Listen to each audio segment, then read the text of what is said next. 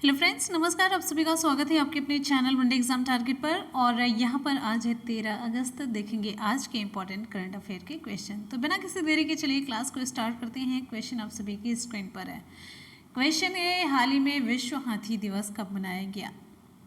Option यहाँ पर हमारा सही हो जाता है ऑप्शन सी 12 अगस्त। ऑप्शन सी सही होता है, हाल ही में विश्व हाथी दिवस 12 अगस्त को मनाया गया।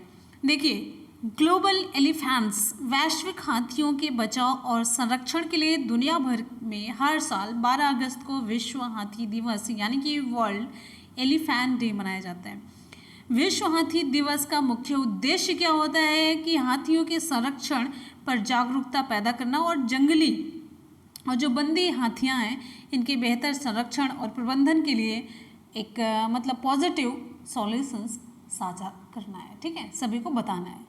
अच्छा, आपको बताते चलते हैं, यहाँ पर विश्व हाथी दिवस की जो शुरुआत हुई थी 12 अगस्त 2022 को हुई थी। ठीक है, चलिए अगले क्वेश्चन की तरफ बढ़ते हैं। नेक्स्ट हमारा क्वेश्चन आप सभी की स्क्रीन पर है। हाल ही में किस सरकार के द्वारा आईटी क्षेत्र के लिए राजीव गांधी पुरस्कार की घोषणा की गई? ऑप्शन यहाँ पर हमारा सही हो जाता है ऑप्शन बी, महाराष्ट्र सरकार के द्वारा। तो महाराष्ट्र सरकार ने सूचना और प्रौद्योगिकी आईटी यानी कि इंफॉर्मेशन एंड टेक्नोलॉजी क्षेत्र में उत्कृष्ट प्रदर्शन के लिए पूर्व प्रधानमंत्री जिनका नाम है राजीव गांधी के नाम पर एक नए पुरस्कार की घोषणा की है।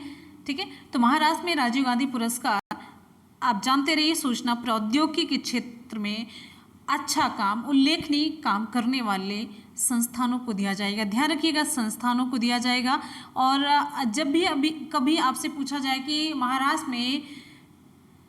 महाराष्ट्र में सूचना प्रौद्योगिकी इंफॉर्मेशन टेक्नोलॉजी के क्षेत्र में दिया जाने वाला पुरस्कार कौन सा होगा, जो उल्लेखनीय कार्य करने वाले संस्थान होंगे तो उनको कौन सा पुरस्कार दिया जाएगा? आपका जवाब होगा राजीव गांधी पुरस्कार। ठीक है, चलिए अगले क्वेश्चन की तरफ बढ़ते हैं। नेक्स्ट हमारा क्वेश्चन आप सभी के लिए। अगले क्वेश्चन पर बढ़ने से पहले कुछ इंपॉर्टेंट फैक्ट भी आपको बताते चलेंगे। देखिए, अभी हाल ही में प्रधानमंत्री नरेंद्र मोदी ने घोषणा की थी कि राजीव गांधी खेल रत्न पुरस्कार, राजीव गांधी के नाम से याद आया, तो राजीव गांधी खेल रत्न पुरस्कार को मेजर ध्यानचंद खेल रत्न पुरस्कार कहा जाएगा। ठीक है, और यहाँ पर बात करेंगे महाराष्ट्र की, तो महाराष्ट्र के सीएम कौन है प्रेजेंट टाइम में? उद्धव ठाकरे हैं। महाराष्ट्र की राजधानी क्या है? मुंबई है। महाराष्ट्र के राज्यपाल कौन है? भगत सिंह कोश्यारी हैं। अगले क्वेश्चन पर आते हैं। नेक्स्ट है क्वेश्चन है, हाल ही में कौन सा राज्य शहरी क्षेत्र में वन संसाधन अधिकारों को मान्यता देने वाला पहला राज्य बन गया है? बड़ा इंपॉर्टेंट क्वेश्चन है। विकल्प यहाँ पर हमारा सही हो जाता है ऑप्शन यहाँ पर हमारा सही हो जाता है ऑप्शन ए, छत्तीसगढ़ है। ऑप्शन हमारा ए सही हो जाता है, छत्तीसगढ़ है। एक बार जितने भी स्टूडेंट वीडियो को देख रहे हैं फटाफट से वीडियो को लाइक करेंगे और दोस्तों में शेयर करेंगे। आप लोगों का रिस्पॉन्स जो है ना बहुत ही डाउन रहता है, मतलब एकदम से डाउन रहता है, जैसे कि आदमी के अंदर मोटिवेशन ही खत्म हो जाता है। आपको पता है 3-4 घंटे हो जाते हैं तो 100 की संख्या में क्या रहता है आपका व्यू रहता है। और एक वीडियो बनाने में पता है बहुत मेहनत लगती है। जब क्लासेस नहीं होती तो फिर आप लोगों की रिक्वेस्ट आती है, तो रिक्वेस्ट आती है उस हिसाब से आप लोगों का प्रदर्शन नहीं रहता है। अगले क्वेश्चन की तरफ बढ़ते हैं। नेक्स्ट है, आप लोग वीडियो को शेयर नहीं करते, पता है पूरा डाटा शो होता है, आप लोग बिल्कुल भी शेयर नहीं करते हैं। विकल्प यहाँ पर हमारा सही हो जाता है ऑप्शन ए, छत्तीसगढ़ है। ऑप्शन ए, छत्तीसगढ़ है। छत्तीसगढ़ एक शहरी क्षेत्र में, आपको बताते चलते हैं, सामुदायिक वन संसाधन अधिकारों जिसे हम कहेंगे कम्युनिटी फॉरेस्ट रिसोर्स राइट्स को मान्यता देने वाला पहला राज्य बन गया है। ठीक है, देखिए आपको बताते चलते हैं, राज्य सरकार ने 4127 हेक्टेयर से अधिक वनों के धमतरी एक जिला है, धमतरी जिले के निवासियों के अधिकारों को मान्यता दी है। ठीक है, आपको बताते चलते हैं, वन अधिकार अधिनियम 2006 के तहत सामुदायिक वन संसाधन अधिकार ग्राम सभाओं को पूरे समुदाय या गांव द्वारा उपयोग किए जाने वाले किसी भी वन संसाधन की रक्षा करना, प्रोटेक्ट या फिर पुनरुत्पादन, रीजनरेट या फिर संरक्षण, कंजर्व या फिर मैनेज करने का अधिकार देता है। ध्यान से मेरे सेंटेंस को सुनते रहिएगा, चाहे आसान सा क्वेश्चन आए, चाहे डिटेल में आएगा, चाहे जितना भी टफ आएगा आप लोग उसकी रिप्लाई कर पाएंगे। ठीक है, चलिए आपको यहाँ पर बताते चलते हैं छत्तीसगढ़ के मुख्यमंत्री कौन है, भूपेश बघेल हैं। छत्तीसगढ़ के राज्यपाल कौन है, अनसुईया उइके हैं। अगले क्वेश्चन पर बढ़ते हैं, नेक्स्ट है, हाल ही में आईसीसी 2028 के ओलंपिक में किस खेल को शामिल करने पर जोर दिया जा रहा है। आईसीसी 2028 के ओलंपिक में कौन सा खेल शामिल करने पर जोर दिया जा रहा है। विकल्प यहाँ पर हमारा सी सही हो जाता है, क्रिकेट है। तो इंटरनेशनल क्रिकेट काउंसिल आईसीसी, अंतर्राष्ट्रीय क्रिकेट परिषद, इंटरनेशनल क्रिकेट काउंसिल ने बताया है कि 2028 में जो लॉस एंजल्स ओलंपिक होगा उस खेल को मतलब इसमें क्रिकेट को शामिल करने के लिए एक मतलब ये अभियान चलाएगी। जोर दिया जा रहा है मतलब इसको शामिल करने की पूरी कोशिश की जा रही है। अभियान चलाएंगे, फिर उसके बाद से पोलिंग होगी, सभी के वोट लिए जाएंगे, तो ये सारी चीज़ें होंगी उसमें। आपको बताते चलते हैं ये खेल अगले साल बर्मिंघम 2022 राष्ट्रमंडल खेलों में शामिल होगा। ठीक है, चलिए अगले क्वेश्चन की तरफ बढ़ते हैं, नेक्स्ट है, हाल ही में आईएएफ ने कहां पर दुनिया के सबसे ऊंचे मोबाइल एटीसी टावरों में से एक का निर्माण किया। ऑप्शन यहां पर हमारा सही हो जाता है ऑप्शन बी, लद्दाख है। ऑप्शन बी हमारा सही होता है लद्दाख।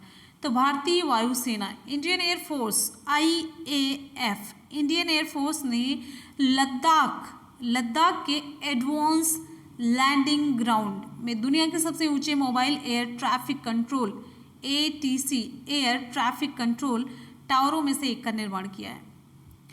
ठीक है, अब आपको बताते चलते हैं एटीसी पूर्वी लद्दाख क्षेत्र, जो ईस्टर्न लद्दाख रीजन है, इसमें मतलब जो हेलीकॉप्टर है, विंग विमान है, इनके संचालन को नियंत्रित करता है।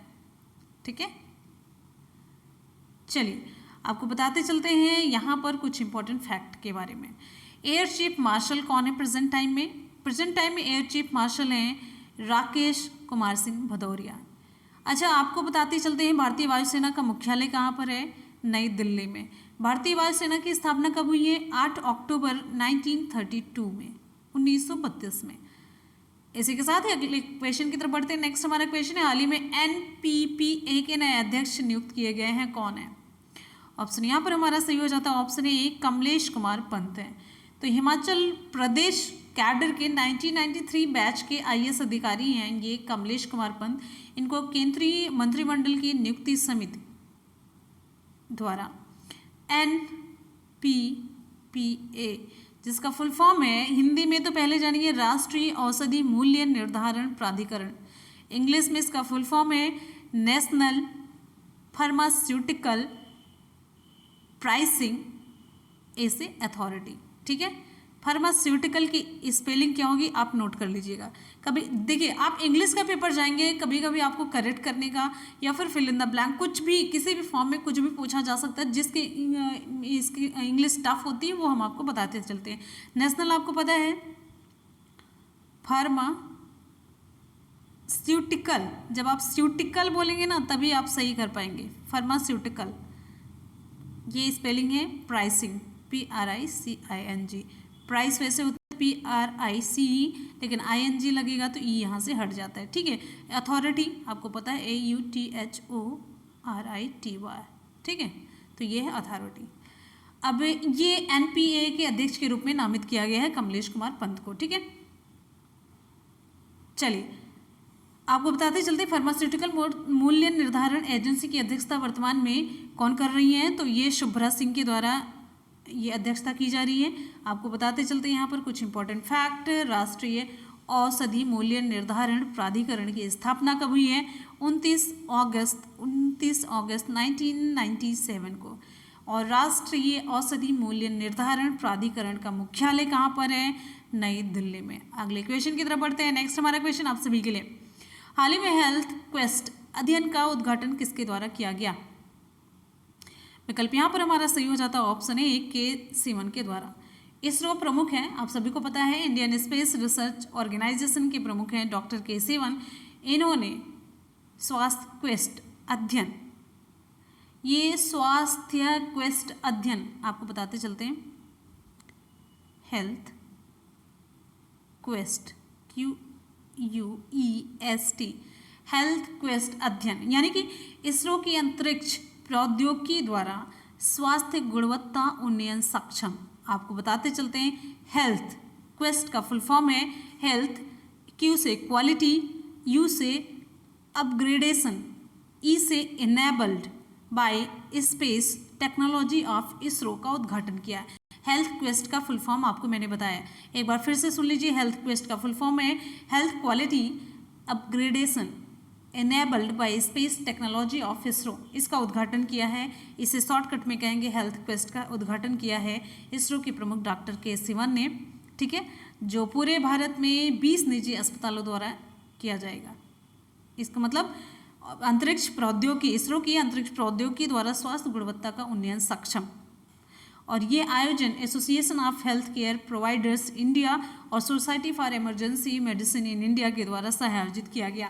बस आप इससे रिलेटेड इतना जानते रहिए कि हेल्थ क्वेस्ट का उद्घाटन किया है डॉक्टर के सिवन ने, और यहाँ पर आप जानते रहिए कि इसका उद्देश्य क्या है। अध्ययन का उद्देश्य मानवीय त्रुटियों को कम करने और अस्पताल की आपातकालीन और गहन देखभाल इकाइयों में एकदम से जीरो डिफेक्ट, शून्य दोष और क्वालिटी सर्विस प्राप्त करने की दिशा में ये प्रयास कर, ठीक है।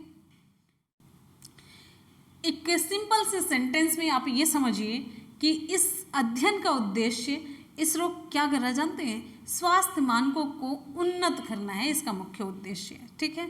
बात करेंगे इसरो की, तो इसरो का फुल फॉर्म है, आपको मैंने बताया, Indian space research organisation. ISRO की स्थापना कब हुई है?